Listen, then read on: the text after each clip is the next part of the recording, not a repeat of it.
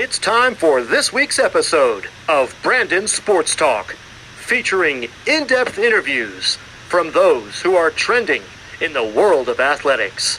And now, here's the host of Brandon Sports Talk, Brandon Pate. Welcome back to Brandon Sports Talk. In today's episode, I have the privilege to interview the owner of Triple Play Fantasy, Eric. How are you doing today? I'm doing pretty well. Thanks for having me, Brandon. You're welcome. Can you talk about how you got started in the Sports Talk podcast? Yeah, so my brother and I, we grew up, very, very close, love talking sports, play a lot of fantasy sports together. And we've been talking about wanting to do a podcast for years. So earlier this year, or probably November of 2019, we found the Anchor app, which allows you to make your own podcasts. And we reached out to a few friends and family members, and it kind of started out as a joke, not necessarily a joke, but we weren't taking it as serious. And then when we brought our cousin on to do the Triple Play Baseball, there's now 5 of us doing the podcasts. It kind of took off. We got a lot of viewership, and we wanted to rebrand ourselves. So rather than having our separate baseball and football show, we grouped everything under the Triple Play umbrella. Can you talk about what segments y'all cover in the Triple Play Fantasy? Yeah, so we have a very similar script for each show. So we like to start off, with a little bit of introduction, have some friendly banter. We like to cover news and notes in the sports world. I'm sure you're aware. When you go a week without, covering their last, especially when things are in season, there's a lot of new stuff to cover. So we do that. Then we have our main segment, whether we're doing rankings, whether we're talking about, starting pitchers, or we just did our mid-season fantasy awards for baseball, and then we like to wrap it up with a question of the week for anyone that's listening to kind of think to themselves. So for baseball, it was our most recent one was, which outfielder has the best arm currently? And then we like to end by doing a game, and anytime that we have a guest on, it's kind of like the cherry on top. It's a great way to be interactive, to have fun, have some banter. So it's kind of the formula we follow, and it's done really well for us. For the baseball one, do y'all particularly talk more about, for example, I'm a New York Yankees fan, so would y'all talk more about New York, or is it a little bit of New York, a little bit of, Toronto? Yeah, so we'll certainly cover those teams. We all actually live in the Maryland, Baltimore area. Well, we try not to talk about the local teams and any specific team, because we have viewers across the country. We try to have a different segment for each, a lot of it focusing on fantasy baseball, because that's what a lot of our listeners play, but also real life stuff as well. So, talking about this crazy COVID season, we've seen the Cardinals and Marlins, they've had outbreaks on their teams and haven't played, at a certain point, didn't play games for a week or two. So, covering anything that's really relevant, either fantasy or just in the baseball world itself. Can you talk about the Triple Play Fantasy Football? Yeah, so that's initially how we started, and we had it was branded as First Down Fantasy. And, the Triple Play kind of came from having the football and baseball together, and we're hoping to get a basketball one started soon. But for football, we started with breaking down the recap of each week, and then kind of, once again, following the question of the week in the game, but trying to have that perspective where we're recapping a little bit of last week, giving you some notes to look forward to for the games this week. For people that do DFS, we're big DraftKings and FanDuel guys. Some of the guys on our podcast have done very, very well. So just trying to give whatever insight we have and the research and analysis we do with that humor too, because everybody wants to listen to a podcast because it's entertaining. If you wanted to listen just for facts, you'll listen to the ESPNs and the Yahoos and the Rotoballers and all of them. With the fantasy football coming up shortly, and we not knowing if football season will happen, they say it will, but with the corona, how has that impacted the Triple Play Fantasy Football? Yeah, it's certainly tough because there's not as much to talk about. You can't talk about preseason games. You can't talk about training camps. You can't talk about players that are on the bubble that might make a team, the people that were kind of under the radar. We've had to get a little more creative in our shows. For about 2 months, we did division previews and doing a fantasy hero, a fantasy zero, a sleeper and a bust for each team, or the sleeper and a rookie for each team. We've done rankings. We just did draft strategy with Ian Hartz. So we're just trying to get more creative because there's not as much content to talk about. And assuming we'll have the regular season, there'll be more to talk about. But, it's really cool because there's 4 of us now. So between all of us, we're kind of bouncing ideas off of each other so that we can keep putting out a show each week. Was there a lot to talk about when it came to Tom Brady moving to Tampa Bay and bringing Rob Gronkowski with him? Yeah, we talked a lot about that. I mean, Tom Brady is arguably one of the best quarterbacks of all time, has the most Super Bowl rings, has been in New England the past 20 years, hasn't been the best fantasy quarterback. He's been kind of more of a game manager, and he's going to New England to probably one of the best offenses. He's going to have 2 dynamic receivers in Mike Evans and Chris Godwin. Gronk came out of retirement just to play with him. They got Leonard Fournette. So Tom Brady, nobody's going to doubt him at all because, he's been somebody that's defied father time. He's 42, 43 right now. And I think we're all interested to see what kind of year he has. I think, a lot of people are saying his deep ball isn't the same. He doesn't have as much velocity on his throws, but he's now in the best fantasy offense he's probably been in the last 10, 15 years, or probably 10 to 12 years. So I think we're all excited to see what Tampa Bay looks like this year.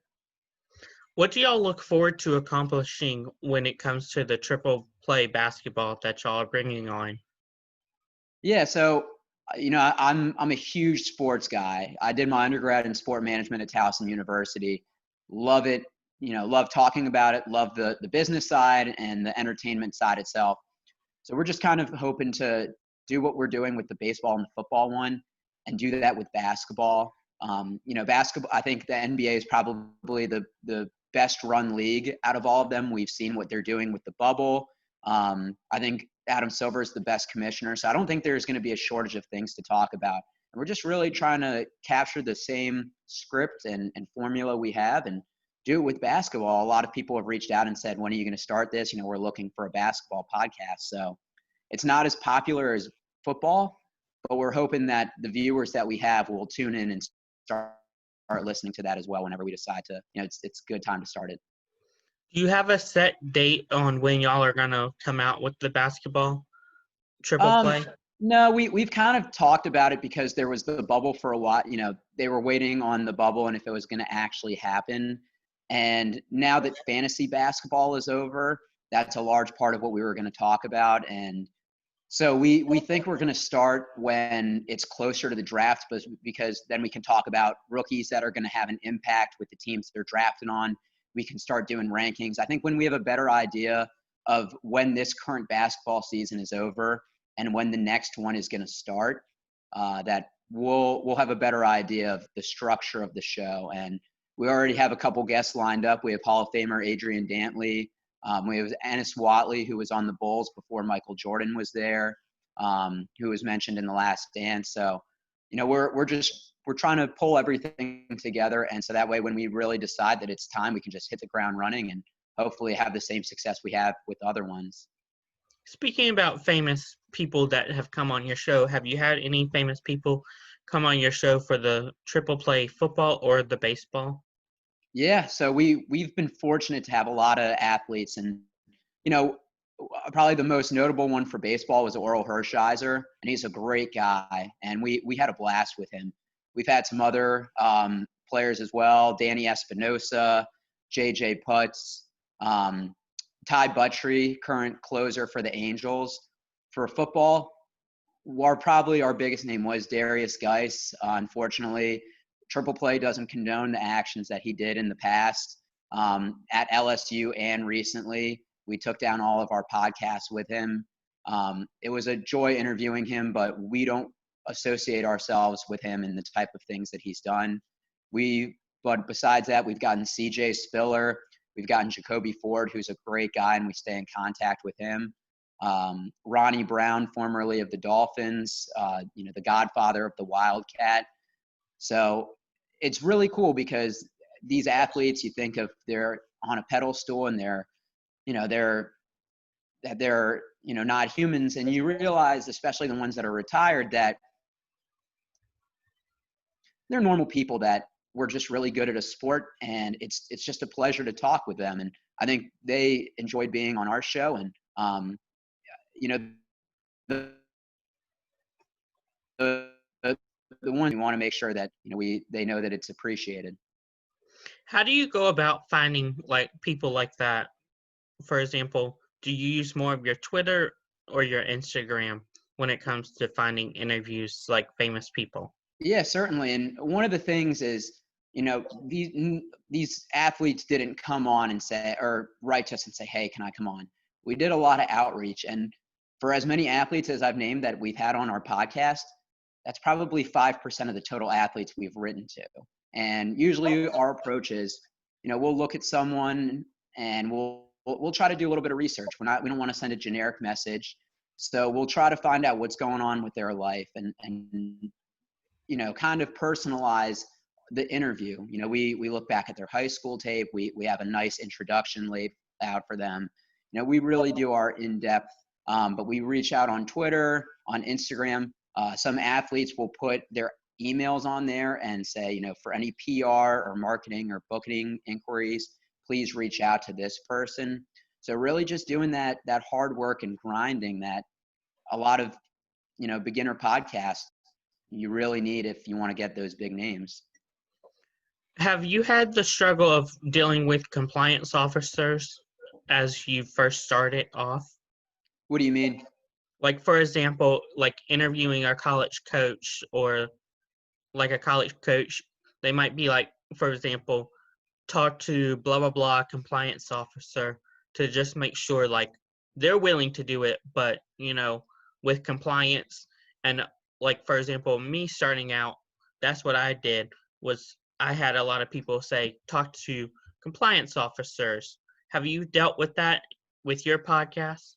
Not particularly. A lot of the players we reach out to, we just have the one-on-one conversation with. A lot of the retired ones don't have necessarily a marketing or a PR person anymore. The bigger names and the ones that are still in the media do, but a lot of times we'll just reach out and the person will do it on their own. We'll communicate with them. Occasionally we've written through an agent, and that's always something that if needed to do, we will certainly do it. But what we like to do is when we have someone tentatively in or when we schedule it, we'll talk with them before and say, hey, is there anything that you don't want us to talk about? We appreciate you having, coming on and dedicating your time.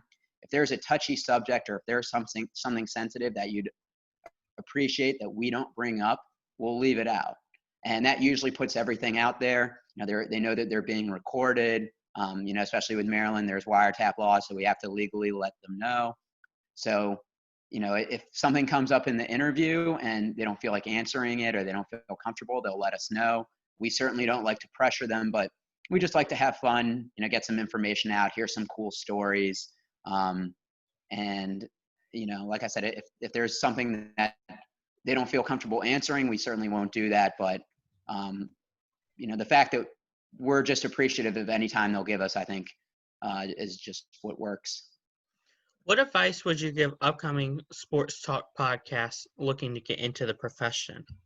It's really easy to get discouraged right away. When we started our Twitter in April, everybody starts off with 0 followers. And, especially when you're putting content out right away, it's really hard to get people to want to click on it. What is your new podcast going to be that's different than others? Why are people going to listen to you over the thousands of sports podcasts that are out there? So I think it's really easy to get discouraged, but just remember everybody started out from that same point. Nobody was given that opportunity. So that would be my first bit of advice. 2, make sure it's something you're really passionate about. For, me and my brother and the others that run this, is something we're really passionate. We're big sports fans. We've been friends for a while, and it's something we've always talked about. We've done fantasy leagues, so it's kind of the passion's always been there. And now we're just doing it recording. And my last bit of advice would be, it's a grind. We do podcasts 2 or 3 days a week. I don't always feel like doing them. We work full-time jobs. We have commitments out of there. And especially if we have an interview and with a guest, it's sometimes 4 days a week, and it's in the middle of the evening. But it's a grind, especially reaching out to athletes. There's a lot of times you're not going to hear back, or you'll get rejected, or you won't get answered, and it can be discouraging. But you just want to keep trying. And then when you see your listens go up and people give you reviews and you're getting a lot of great feedback, that's really what just keeps you going. So it's a grind. Results aren't going to happen overnight. We've been very fortunate to have the results that we have, but by no means are we content. We want to keep that attitude and just keep pushing, keep trying to get good guests, and keep bringing great content. That's great advice. Where can my listeners find Triple Play Fantasy on social media? Yeah, sure. So our Instagram and our Twitter handle is @TripPlayFantasy. 2 P's, the TRIPPLAY Fantasy. You can find us on Apple, Spotify, anywhere you get your podcast, Triple Play Fantasy. We have our baseball and our football show as well. Any reviews and 5-star ratings are really appreciated. Any questions that people have, I run the social media. I try to do a great job putting out GIFs and daily questions and polls. I really want to make it interactive, because the people that listen, I don't want them to just listen to us. I want them to feel like they're part of the community, that, they can talk with us and, ask us any questions, give their feedback. So if anyone's listening to this and, wants to give us a follow, that would much be appreciated. Thank you again, Eric, for your interview, and best of luck in the Triple Play Fantasy. Thank you, Brandon. Appreciate you having me on, and, wishing you big things as well for your sports talk. Thank you. You can find Brandon Sports Talk on the following platforms: Facebook, Instagram @Brandon Sports Talk, Twitter @Talk_Brandon, and you can find me on YouTube @Brandon Sports Talk. Don't forget to like, comment, and subscribe. Thank you again, Eric, for your interview, and best of luck. Thanks. You've been watching Brandon Sports Talk. Please feel free to like, share, and subscribe to Brandon Sports Talk on social media and on YouTube.